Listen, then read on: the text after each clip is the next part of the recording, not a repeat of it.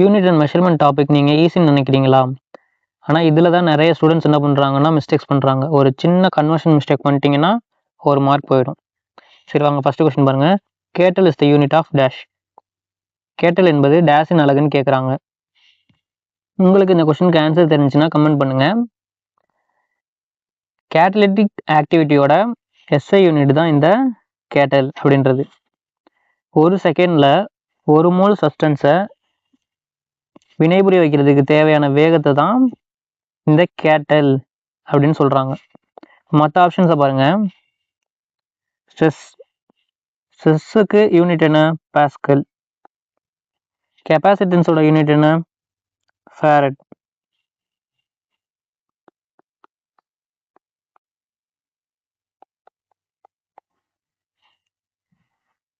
என்ட்ரோபியோட unit என்ன? Joule per kelvin.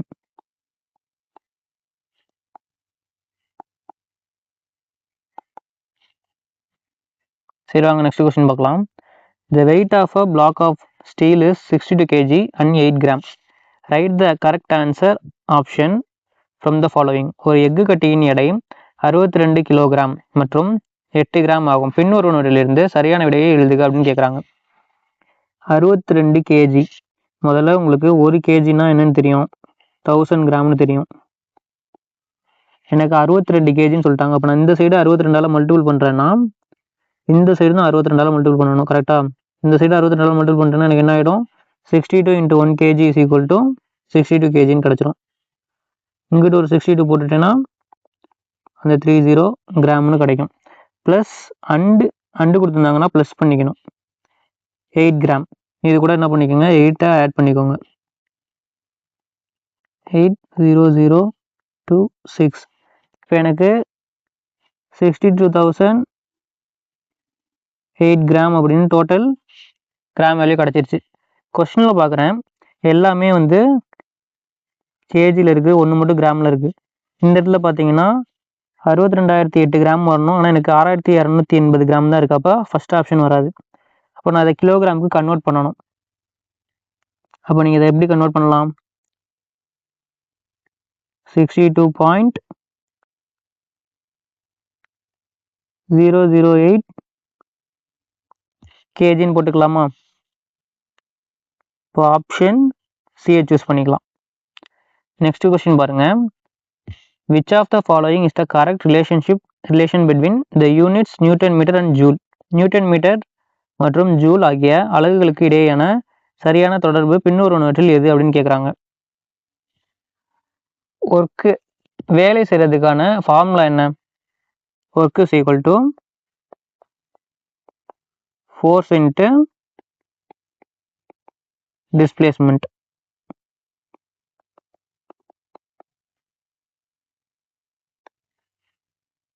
ஃபோர்ஸோட அலகு என்ன? Newton.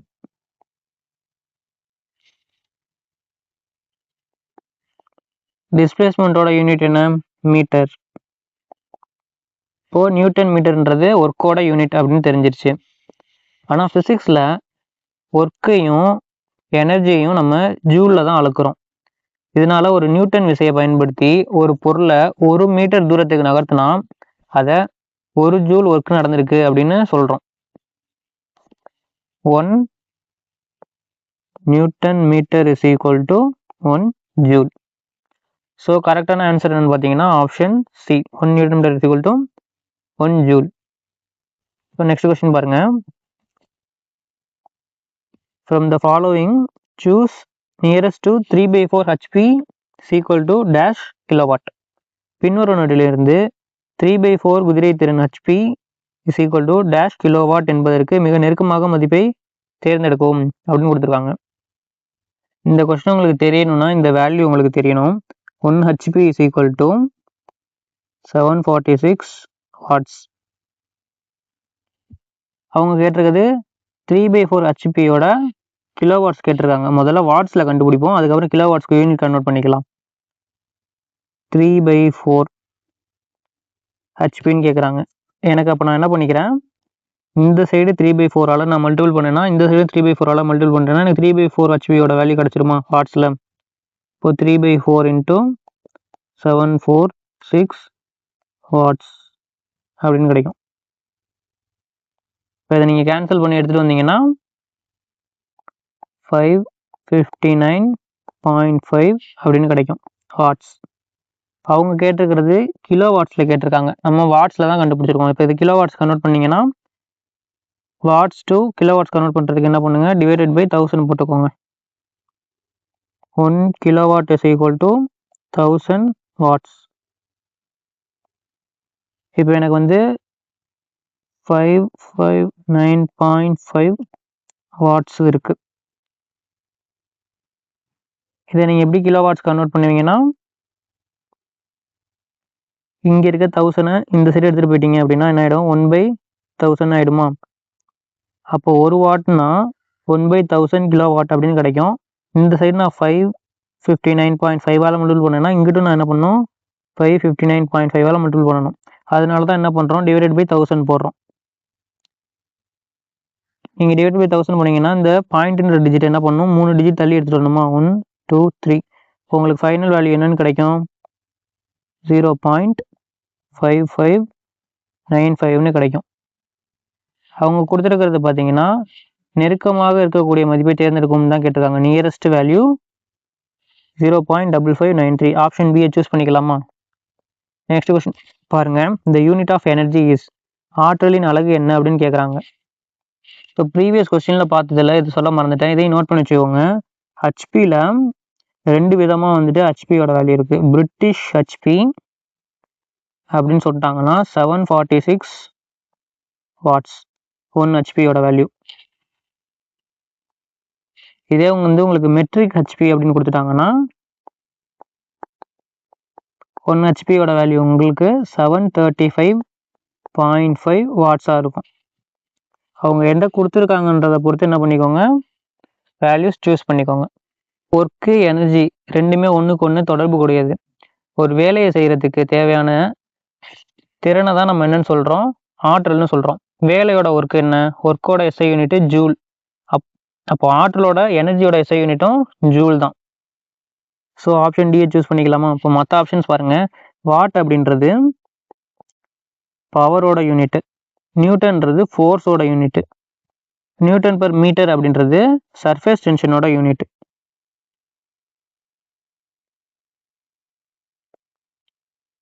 Convert 60 degree Celsius to Fahrenheit.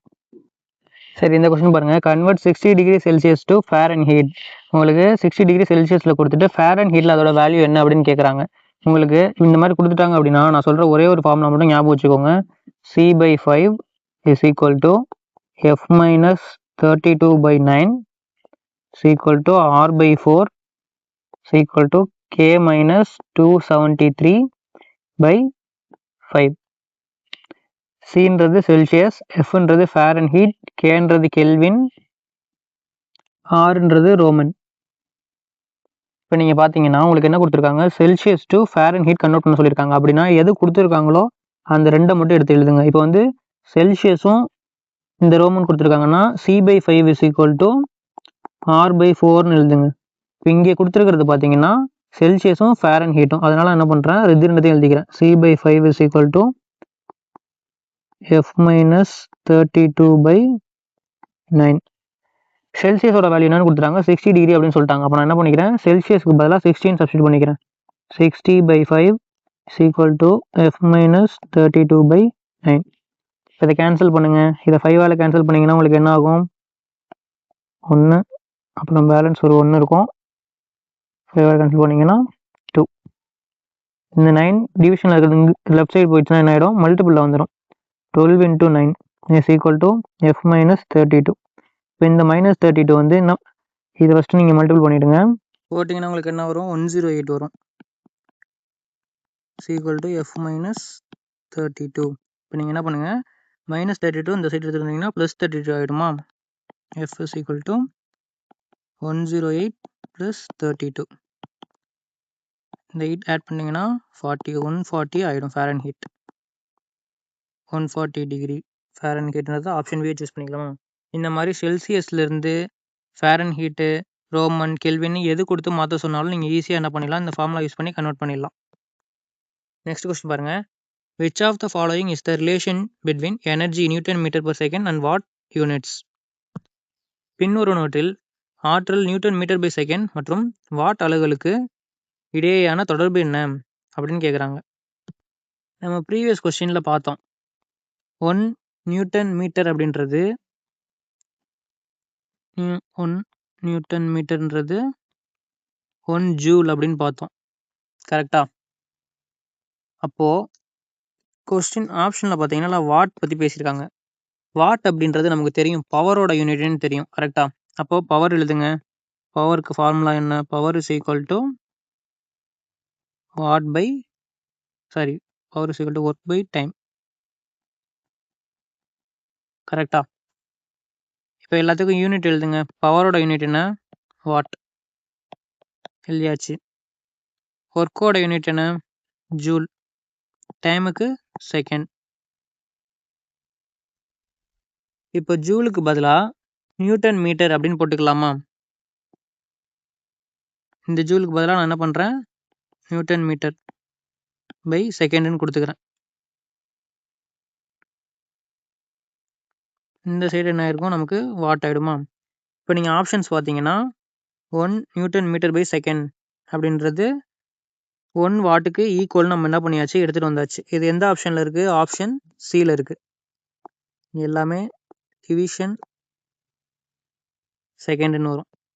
Next question பாருங்க. Kelvin is the unit of dash. கெல்வினின் அலகு டேஷின் அலகு அப்படின்னு கேட்குறாங்க. சரி, இந்த கொஸ்டின் பார்க்கறதுக்கு முன்னாடி இதை பற்றி யோசிச்சு பார்த்துருக்கீங்களா? நம்ம ஊரில் வெயில அளக்கிறதுக்கு செல்சியஸில் அளக்குறாங்க, காய்ச்சல் வந்தால் ஃபாரன்ஹீட்டில் அளக்குறாங்க. ஆனால் அறிவியல் பூர்வமாக பார்த்தீங்கன்னா சயின்டிஃபிக்கலி வெப்பநிலை அளக்க உலக அளவில் பயன்படுத்தக்கூடியது இந்த எஸ்ஐ யூனிட், அதுதான் கெல்வின். அப்போ நமக்கு என்ன ஆப்ஷன் வரும்? டெம்பரேச்சர். முக்கியமாக கவனிச்சிங்கன்னா மற்ற யூனிட்ஸ்க்கெல்லாம் என்ன பண்ணுவீங்க? டிகிரி அப்படின்னு போடுவீங்க. ஆனால் கெல்வினுக்கு என்ன பண்ணக்கூடாது? டிகிரி போடக்கூடாது, கேன்னு மட்டும்தான் யூனிட்டில் எழுதுவீங்க. மற்ற ஆப்ஷன்ஸ்லாம் பாருங்கள். பவர்ன்றது எதோட அலகு? பவர்ன்றது வாட், யூனிட் வந்து வாட்டு. எனர்ஜியோட யூனிட் என்ன? எனர்ஜிக்கு யூனிட் ஜூல். நான் பீஸை விட்டுருங்க. 1 கேலன் இஸ், 1 கேலன் என்பது டேஷ் அப்படின்னு கொடுத்துருக்காங்க. ஓகே, 1 கேலன் அப்படின்றது பார்த்தீங்கன்னா 4.546 லிட்டர்ஸ். 546 லிட்டர்ஸ் ஆப்ஷன் சியில் இருக்குது. இது வந்து பார்த்தீங்கன்னா இம்பீரியல் கேலன், யூகேயோடது. ஒருவேளை எக்ஸாம்ஸில் யூஎஸ் அப்படின்னு போட்டு யூஎஸோட கேலன் என்ன அப்படின்னு கேட்டாங்கன்னு வச்சுக்கோங்களேன். இது இம்பீரியல் கேலனுக்கு. யூஎஸ் கேலன் கேட்டுட்டாங்கன்னா 3.785 லிட்டர்ஸ்னு போட்டுக்கணும். என்ன கேட்டிருக்காங்கன்றதை கரெக்டாக நோட் பண்ணிக்கோங்க. யூஎஸ் கேட்டிருக்காங்களா, யூகே கேட்டிருக்காங்களான்னு. யூகே கேட்டிருந்தாங்கன்னா என்ன பண்ணுவீங்க? 4.546 லிட்டர்ஸ் அப்படின்னு போட்டுப்பீங்க. உங்களுக்கு இந்த வீடியோ பிடிச்சிருந்துச்சுன்னா லைக் பண்ணிக்கோங்க. அப்படியே நம்ம பேரரசன் அகாடமியை சப்ஸ்கிரைப் பண்ணிவிட்டு பக்கத்தில் இருக்க பெல் பட்டனை கிளிக் பண்ணி அந்த ஆல்ன்றதை செலக்ட் பண்ணிக்கோங்க. Thank you friends. நெக்ஸ்ட் வீடியோவில் பார்க்கலாம்.